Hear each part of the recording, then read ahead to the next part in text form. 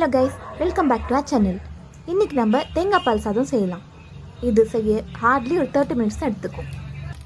இதுக்கு பேசிக் மசாலா தான். தேங்காய் பால் மட்டும் எடுத்து வச்சுட்டிங்கன்னா போதும். ஜஸ்ட் ஒரு ½ அன் ஹவர்லேயே நீங்கள் செஞ்சிடலாம். ஒரு குக்கரில் ஆயில் அப்புறமா கீ சேர்த்துட்டு பேசிக் பிரியாணி ஸ்பைசஸ் சேர்த்துட்டு நீங்கள் ஆனியன் வந்துட்டு ஸ்லைஸ் பண்ணி வச்சுருக்கிறது சேர்த்துடலாம். சேர்த்ததுக்கப்புறம் உப்பு போட்டு நல்லா வந்துட்டு வதக்கி விடுங்க. இது வந்து பிரியாணி மாதிரி அந்த மொறுமொறுப்பாக அந்த ப்ரௌனிஷாக ஆகணும்னு அவசியம் இல்லை. ஜஸ்ட் இது வந்துட்டு வதங்கி வந்தால் மட்டும் போதும். ஒரு டிரான்ஸ்பரண்ட்டான வெங்காயம் வதங்கினா எப்படி இருக்குமோ அப்படி இருந்தால் மட்டும் போதும். ரொம்ப பிரியாணி அளவுக்கு வந்துட்டு வதங்க வேண்டாம்.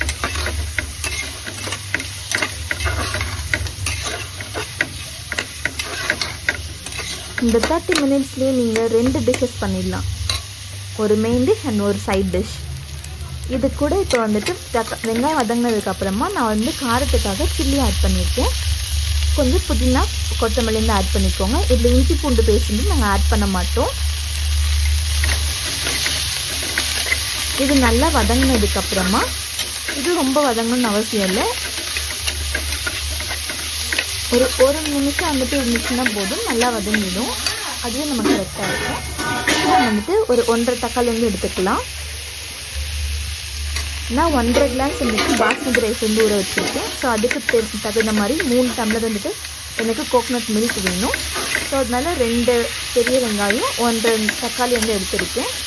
காரத்துக்கு வந்துட்டு சில்லிஸ் வந்துட்டு க்ரீன் சில்லிஸ் எடுத்திருக்கேன். இதில் நம்ம மிளகாத்தூள் எதுவும் போட மாட்டோம், பெப்பர் தூள் எதுவும் போட மாட்டோம். ஸோ இந்த க்ரீன் சில்லிஸ் தான் காரத்துக்கு. ஸோ இது வதங்கின உடனே நம்ம வந்துட்டு அளந்து வச்சுருக்க பாலை வந்துட்டு ஊற்றிடலாம். தேங்காய் பால் கொதிச்சதுக்கப்புறமா நம்ம ஊற வச்சுருக்கு இல்லையா பாஸ்மதி ரைஸ், இது வந்துட்டு போட்டுட்டு நம்ம பிரியாணி பண்ணுற மாதிரி தம் வர வரைக்கும், இந்த சரி பாதி வரும் இல்லையா, அது வரைக்கும் போட்டுட்டு ஒரு 20 மினிட்ஸ் தம் போட்டிங்கன்னா போதும். இப்போ தம் போகிற கேப்லேயே நம்ம வந்து சிக்கன் பண்ணிடலாம். இது சோம்பேறி சிக்கன் மாதிரி தான்.